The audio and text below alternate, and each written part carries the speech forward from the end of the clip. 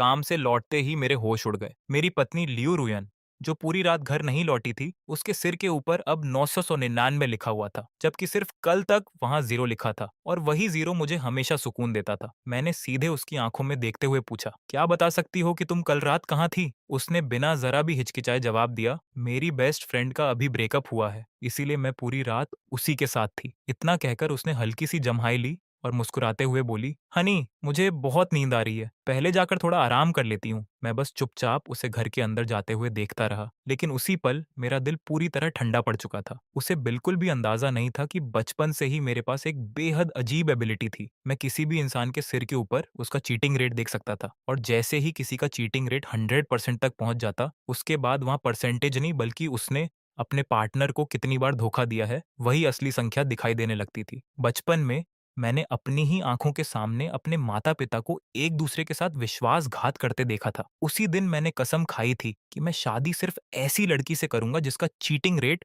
बिल्कुल 0 हो। इसी तलाश ने मुझे लियू रुयन तक पहुंचाया। उसके पिता जुए के आदी थे। वो करोड़ों का कर्ज छोड़कर भाग गए थे और पूरे परिवार को बर्बादी के किनारे छोड़ गए थे। उसका भरोसा जीतने के लिए मैंने सिर्फ उनके ऊपर चढ़ा हर एक पैसा नहीं चुकाया, बल्कि उसके पूरे परिवार के लिए स्थायी नौकरी तक का इंतजाम कर दिया। मजाक में कहूं तो उनके गांव के कुत्तों को छोड़कर लगभग हर किसी का फ्यूचर मैंने ही सेट कर दिया था। शादी के बाद लियू रुयन बिल्कुल वैसी ही निकली जैसी मैंने हमेशा चाही थी। वो मेहनती थी, बेहद नरम दिल थी और हमेशा मेरा पूरे दिल से ख्याल रखती थी। मेरे माता-पिता के तलाक के बाद अगर किसी ने मुझे दोबारा परिवार की गर्माहट महसूस कराई थी, तो वो सिर्फ वही थी। लेकिन करीब 1 हफ्ते पहले सब कुछ अचानक बदल गया। सिर्फ एक ही रात में उसके सिर के ऊपर दिखने वाला 0 सीधे 999 बन गया। ये देखकर मेरा शांत रहना नामुमकिन था। मैं उससे सच सच पूछने ही वाला था कि तभी एक रात मैंने उसे छुपकर फोन पर बात करते हुए पकड़ लिया। मैंने पूछा, इतनी रात को किससे बात कर रही हो? उसने बिल्कुल सामान्य लहजे में कहा, अपनी बेस्ट फ्रेंड से। मैंने बताया था ना, उसका अभी अभी ब्रेकअप हुआ है। और हाँ हनी, कल भी मैं डिनर के लिए घर नहीं आऊंगी, कुछ दिन और उसके साथ रहूंगी ताकि उसका मन थोड़ा ठीक हो जाए। अगले दिन मैंने खाना बनाकर आवाज लगाई, हनी, डिनर तैयार है, आ जाओ। लेकिन जैसे ही वो घर लौटी, उसकी हालत देखकर मैं चौंक गया। वो न ठीक से बैठ पा रही थी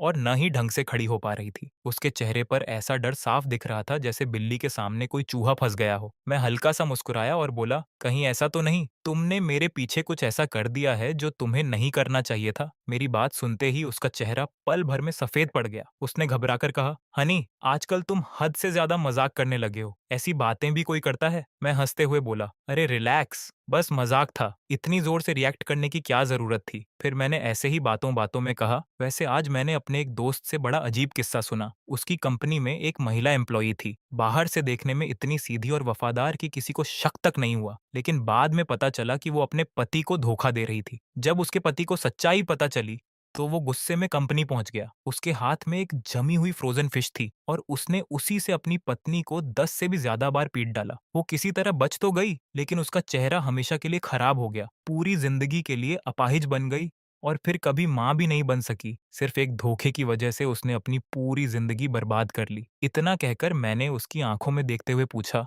हनी, क्या हुआ? कहीं ये कहानी सुनकर तुम डर तो नहीं गई? उसने जबरदस्ती मुस्कुराते हुए कहा, हाँ, ये तो सच में बहुत डरावनी कहानी है, लेकिन आज अचानक तुम ऐसी बातें क्यों करने लगे? हम तो हमेशा रोमांस की बातें करते हैं। मैंने कंधे उचकाते हुए कहा, बस आज सोचा थोड़ा टॉपिक बदल लिया जाए। वो तुरंत बोली, तुम बेवजह ज्यादा सोच रहे हो।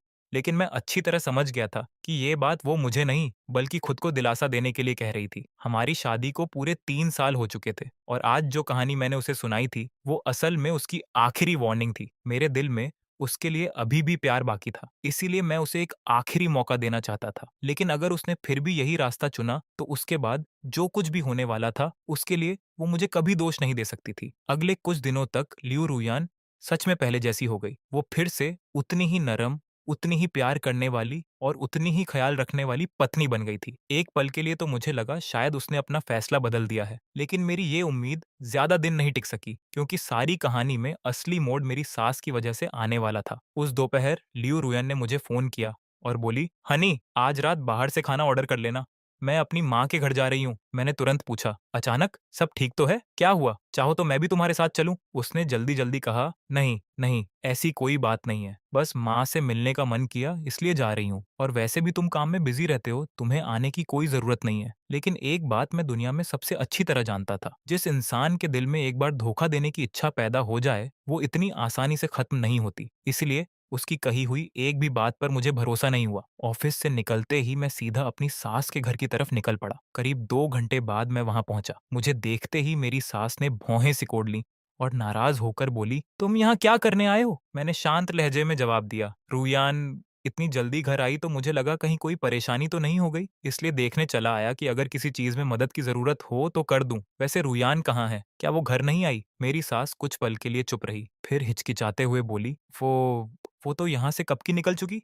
बस थोड़ी देर के लिए आई थी, फिर वापस घर चली गई। कोई बड़ी बात नहीं थी। मेरी सास ने ताने मारते हुए कहा, आखिर तुम यहाँ आए ही क्यों हो? और जरा खुद को देखो, अपनी सास से मिलने आए हो लेकिन हाथ में एक छोटा सा गिफ्ट तक नहीं है। ऐसे भी कोई दामाद होता है? मेरा पैर मुड़ गया है, जल्दी से मुझे 20,000 युआन ट्रांसफर करो ताकि मैं कुछ सप्लीमेंट्स खरीद सकूं। मैं उसकी तरफ ठंडी नजरों से देखते हुए बोला, उम्मीद करता हूँ कि ये आखिरी बार हो जब मैं तुम्हें पैसे भेज रहा हूँ। मेरी बात सुनते ही वो गुस्से से भड़क उठी, आखिरी बार? इसका क्या मतलब है? जब से तुमने मेरी बेटी से शादी की है, तब से लेकर जिंदगी भर मेरी जिम्मेदारी भी तुम्हारी ही है। उसकी ये बातें सुनते सुनते मेरा चेहरा धीरे धीरे सख्त होता गया। अब मुझे पूरा यकीन हो चुका था, यहाँ कुछ बहुत बड़ा खेल चल रहा था। शक से भरे मन के साथ मैं वापस घर लौट आया। जैसे ही मेरी नजर लियू रुयन के सिर के ऊपर गई, मेरा दिल एक पल के लिए रुक गया। अब वहां चीटिंग रेट नहीं लिखा था, बल्कि असली संख्या दिखाई दे रही थी, 4। यानी सिर्फ एक ही रात में उसने मुझे 4 बार धोखा दिया था। मैंने गुस्से में अपनी मुट्ठियां भींच लीं और मन ही मन कहा, लियू रुयान, तुम दोनों ने मेरे भरोसे को कुचल दिया है। अब अगर मैं जरा भी रहम न करूं तो उसके लिए मुझे दोष मत देना। अगली सुबह वो ऐसे उठी जैसे कुछ हुआ ही ना हो। उसके चेहरे पर जरा सा भी पछतावा नहीं था, लेकिन उसके सिर के ऊपर फिर से 99% दिखाई दे रहा था। इसका मतलब साफ था, वो अभी भी दोबारा मुझे धोखा देने का इरादा रखती थी, और शायद आज रात ही ऐसा होने वाला था। घर से निकलते समय उसने हमेशा की तरह मीठी मुस्कान के साथ कहा, हनी, मैं चलती हूँ। जैसे ही वो बाहर निकली, मैंने तुरंत अपना फोन उठाया और एक ऐसी प्रोफेशनल इन्वेस्टिगेशन एजेंसी को कॉल किया जो चीटिंग कपल्स की सच्चाई उजागर करने में माहिर थी। मैंने सीधे कहा, 3 मिलियन युआन मिलेंगे। मेरी पत्नी पर नजर रखो। मुझे हर पल उसकी लोकेशन चाहिए, वो किससे मिलती है, कहाँ जाती है। मुझे उसकी हर एक्टिविटी की पूरी रिपोर्ट चाहिए। दूसरी तरफ से बिना एक सेकंड गंवाए जवाब आया, अंडरस्टूड मिस्टर चैन। ज्यादा देर नहीं हुई थी कि मुझे एक और कॉल आया। सामने से आवाज आई, आज रात फैमिली डिनर है।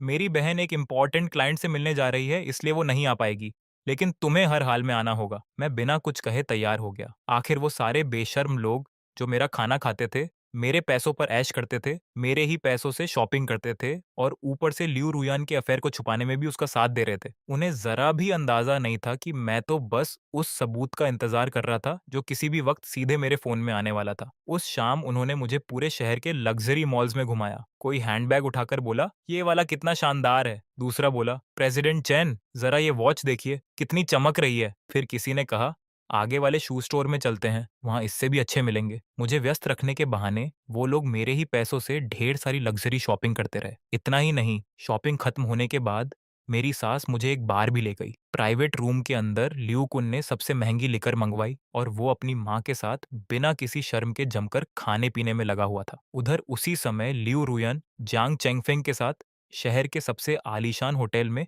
कैंडल लाइट डिनर कर रही थी। दोनों आराम से रेड वाइन पी रहे थे और रोमांस में डूबे हुए थे। मेरा साला भी बिल्कुल अपनी माँ जैसा ही निकला। मौका मिलते ही मुझसे जितना फायदा उठा सकता था उतना उठाता था। जब तक मैं उन सबकी खातिरदारी करके घर पहुंचा, तब तक रात के 2 बज चुके थे। लियू रुयन पहले ही सो चुकी थी, लेकिन उसके सिर के ऊपर लिखा हुआ अंक 4 से बढ़कर 7 हो चुका था। मैं खुद को रोक नहीं पाया और मेरे होंठों पर एक ठंडी हंसी आ गई। तो सिर्फ आज रात ही 3 बार और? तभी अचानक मेरा फोन बज उठा। मैंने कॉल उठाई तो सामने से एक रिकॉर्डिंग चलने लगी। उसमें जियांग चेंगफेंग की आवाज आई, अपने पति का यू डिस्क चुराकर मुझे दे दो। और लियू रुयन बिना जरा भी सोचे बोली, ब्रदर जियांग, आप जो कहेंगे मैं वही करूंगी। ये सुनते ही मैं फोन हाथ में लिए धीरे धीरे कमरे की बड़ी कांच वाली खिड़की के पास जाकर खड़ा हो गया। मेरे दिमाग में जांग चेंगफेंग की सारी यादें एक एक करके उभरने लगी। वो मेरी फाइनेंस डिपार्टमेंट का एक मिडिल लेवल मैनेजर था, मुझसे 4 साल बड़ा, बेहद हैंडसम और कंपनी की अनगिनत फीमेल एम्प्लॉयज का क्रश। पहले फाइनेंस डायरेक्टर बनने की सबसे मजबूत दावेदारी उसी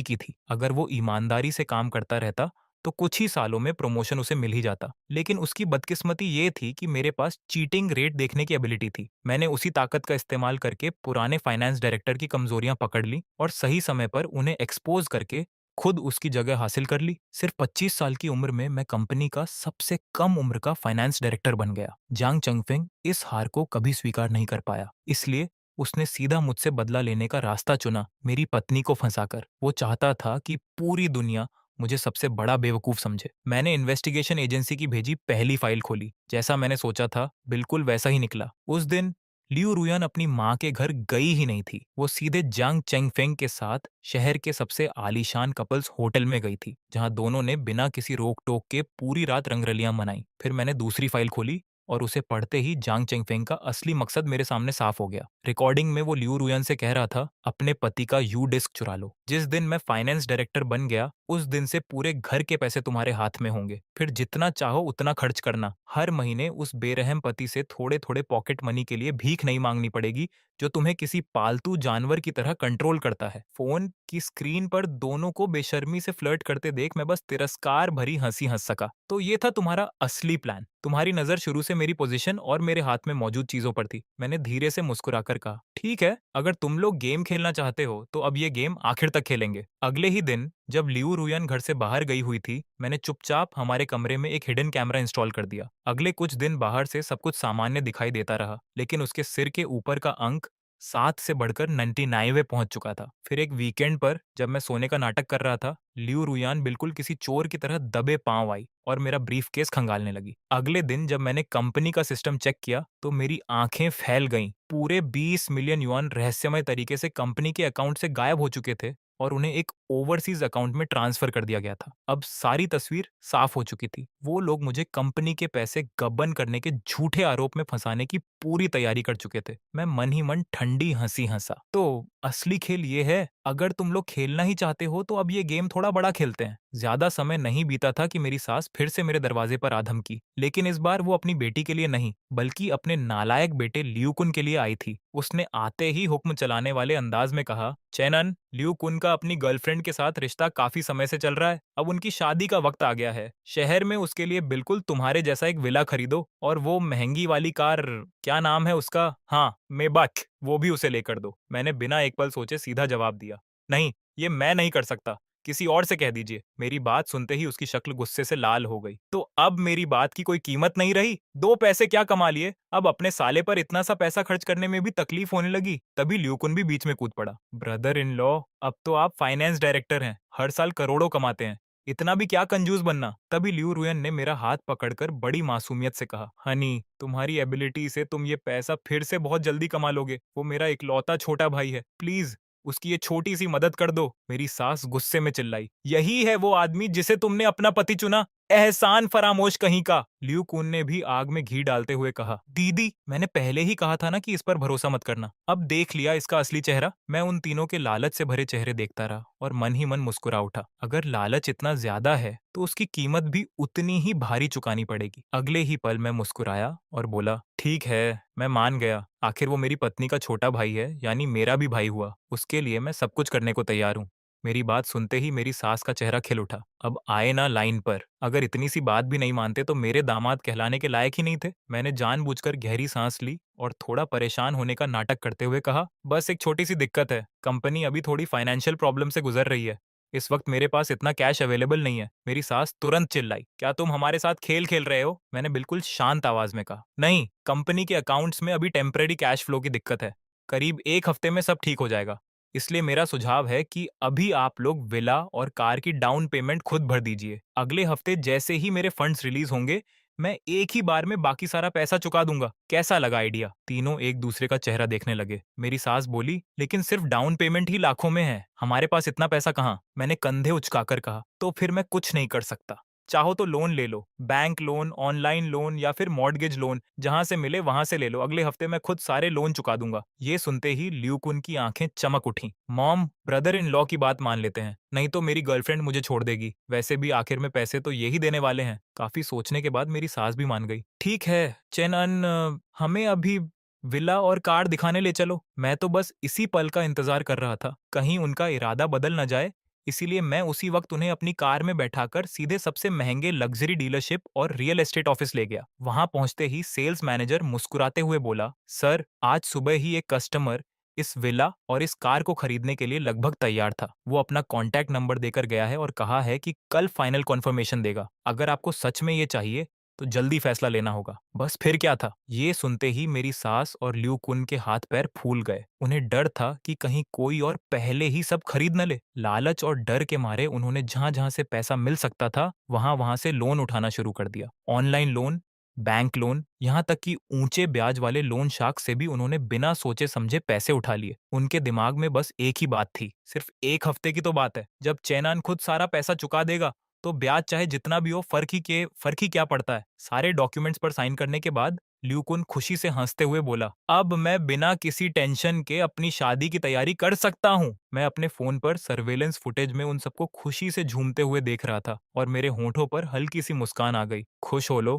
क्योंकि तुम्हारा असली नाइटमेयर तो अभी शुरू हुआ है। उधर साले और उसकी लालची माँ का इंतजाम करने के बाद अब बारी थी जंग चेंगफेंग की। वो चेहरे पर घमंडी मुस्कान लिए मेरे पास आया और बोला, चेनान, आज तक किसी ने मुझसे कुछ छीना नहीं था। तुम पहले इंसान हो, लेकिन ज्यादा खुश मत हो। बहुत जल्द फाइनेंस डायरेक्टर की ये कुर्सी मेरी होगी। मैंने बिल्कुल शांत लहजे में जवाब दिया। सच में? तो फिर मुझे डर है कि तुम्हें बहुत बड़ी निराशा मिलने वाली है। तुम चाहे जितनी चालें चल लो, इस कुर्सी तक कभी नहीं पहुंच पाओगे। वो तिरस्कार से हंसा। देखते हैं। और हाँ, तुम्हारी पत्नी का मुझे शुक्रिया अदा करना चाहिए। अगर वो मेरा साथ न देती तो मुझे ये मौका कभी नहीं मिलता। कम से कम उसे अपनी तरफ करने में जो मेहनत की थी वो बेकार नहीं गई। लेकिन मेरी शांत शक्ल देखकर उसका गुस्सा और बढ़ गया। तभी पूरे ऑफिस में अनाउंसमेंट गूंज उठी। सभी सीनियर मैनेजमेंट तुरंत कॉन्फ्रेंस रूम 1 में पहुंचे। इमरजेंसी मीटिंग शुरू होने वाली है। हम दोनों साथ साथ कॉन्फ्रेंस रूम की तरफ बढ़ने लगे। तभी जियांग चंगफेंग मेरे कान के पास झुककर जहरीली मुस्कान के साथ फुसफुसाया, चेनन, जेल जाने के लिए तैयार हो जाओ। और हाँ, तुम्हारी चिंता मत करना, जब तुम सलाखों के पीछे सड़ रहे होगे तब खाली समय में मैं तुम्हारी पत्नी का बहुत अच्छे से ख्याल रखूंगा। कॉन्फ्रेंस रूम में सभी लोग इकट्ठा होते ही चेयरमैन ने गुस्से में मेज पर जोर से हाथ पटका और मेरी तरफ घूरते हुए गर्जा, चेनान, मुझे अभी इसी वक्त बताओ कि कंपनी के फाइनेंशियल सिस्टम से 20 मिलियन युआन आखिर गायब कैसे हो गए। मैं बिल्कुल शांत रहा और आराम से बोला, सर, अगर आप मुझे बस कुछ मिनट दे दें तो थोड़ी देर में कुछ लोग आने वाले हैं। वो मेरी जगह आपको पूरी सच्चाई मुझसे भी बेहतर तरीके से समझा देंगे। चेयरमैन ने भौहें सिकोड़ ली। अच्छा, मैं भी देखना चाहता हूँ कि आखिर ऐसे कौन लोग हैं जिनमें इतनी हिम्मत है। लेकिन अगर कोई ठोस एक्सप्लेनेशन नहीं मिला तो सीधे जेल जाने के लिए तैयार रहना। करीब 5 मिनट बाद अचानक कॉन्फ्रेंस रूम का दरवाजा जोर से खुला। अगले ही पल कई पुलिस अधिकारी तेजी से अंदर घुस आए। उनमें से एक ऑफिसर बिना रुके सीधे जांग चंगफेंग के सामने जाकर खड़ा हो गया। उसने सख्त आवाज में कहा, जांग चंगफेंग, तुम्हारे ऊपर इकोनॉमिक क्राइम्स का शक है, हमारे साथ चलो। ये सुनते ही जियांग चंगफेंग का चेहरा पल भर में सफेद पड़ गया। वो हकलाते हुए बोला, क्या आप लोगों से कोई गलती हुई है?" ऑफिसर ने ठंडी आवाज में कहा, बहुत बोल लिया, इसे गिरफ्तार करो। अगले ही पल पुलिस उसे पकड़कर ले जाने लगी। जांग चंगफेंग पूरी ताकत से छूटने की कोशिश करते हुए पागलों की तरह चिल्लाया, मैं नहीं, असली गुनहगार चेनान है, उसी ने मुझे फंसाया है। कैप्टन लियू वो असली अपराधी है। फाइनेंस डायरेक्टर की कुर्सी मेरी होनी चाहिए थी। उसकी पत्नी की वजह से ही मुझे ये मौका मिला था। मैं उसकी तरफ देखकर हल्का सा मुस्कुराया और तिरस्कार भरी आवाज में बोला, ये तो सिर्फ एक सबूत है। बाकी सारे सबूत मैं पहले ही पुलिस को भेज चुका हूँ। हाँ, उनमें कुछ ऐसे भी हैं जो थोड़े ज्यादा प्राइवेट हैं, इसीलिए उन्हें पब्लिक करने का मेरा कोई इरादा नहीं है। मेरी बात सुनते ही जियांग चेंगफेंग के शरीर से जैसे सारी ताकत निकल गई। उसी पल उसे समझ आ गया कि अब उसकी जिंदगी पूरी तरह खत्म हो चुकी है। पुलिस उसे घसीटकर बाहर ले गई और उसके साथ उसके पूरे गिरोह के बाकी लोग भी एक एक करके गिरफ्तार होने लगे। उस घटना के बाद कंपनी में मेरी पोजीशन पहले से भी ज्यादा ज्यादा मजबूत हो गई। अब जांग चंगफेंग जेल पहुंच चुका था और मेरे रास्ते की सबसे बड़ी रुकावट हमेशा के लिए हट गई थी। अगले ही दिन मैंने आधिकारिक तौर पर लियू रुयान के नाम कोर्ट समन्स भिजवा दिया। खबर मिलते ही मेरी सास गुस्से से आग बबूला होकर घर आ धमकी। उसने पेपर्स मेरे मुंह पर फेंकते हुए चिल्लाकर कहा, चेनान,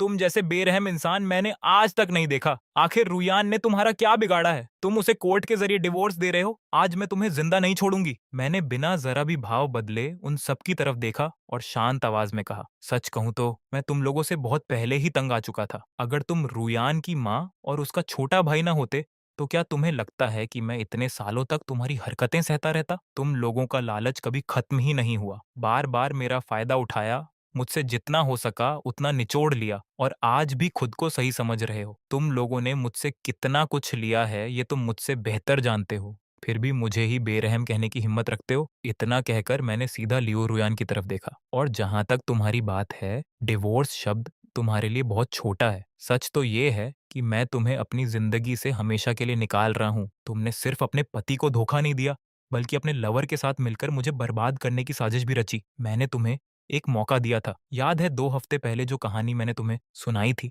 वो सिर्फ कहानी नहीं थी, वो मेरी आखिरी वार्निंग थी। अगर उस दिन तुम वापस लौट आती तो मैं सब कुछ भूल जाता। लेकिन आखिर में तुमने फिर भी मुझे धोखा देना ही चुना। मेरी सास तुरंत बीच में चिल्लाई, बकवास! मुझे तो लगता है कि किसी दूसरी औरत के चक्कर में पड़कर तुम ये सारी झूठी कहानी बना रहे हो। हमारी रूयान इतनी सीधी, इतनी संस्कारी और इतनी अच्छी पत्नी है कि वो ऐसा कभी कर ही नहीं सकती। अगर तुम्हारे पास सबूत है तो अभी दिखाओ। मैं ठंडी हंसी हंसा। जांग फेंगसिया, तुम जितनी बेवकूफ हो उतना मैंने कभी सोचा भी नहीं था। अगर मेरे पास सबूत न होता तो क्या मैं ये मामला कोर्ट तक लेकर आता? मेरी बात सुनते ही उसकी आवाज बंद हो गई, लेकिन अगले ही पल उसने ऐसे व्यवहार किया जैसे कुछ हुआ ही न हो। वो लियू रुयान की तरफ मुड़ी और पूरे विश्वास से बोली, रुयान, अगर ये डिवोर्स देना चाहता है तो दे देने दो, हमें कोई डर नहीं है। इसकी आधी प्रॉपर्टी तो वैसे भी तुम्हारी है। तुम्हारी खूबसूरती देखकर तुम्हें इससे भी अमीर पति मिल जाएगा। तभी ल्यूकुन भी खुशी से बोला, बिल्कुल, और मेरी विला और मेबच के बाकी पैसे भी इसे देने हैं। हमारे सारे लोन्स भी अभी इसने चुकाने हैं।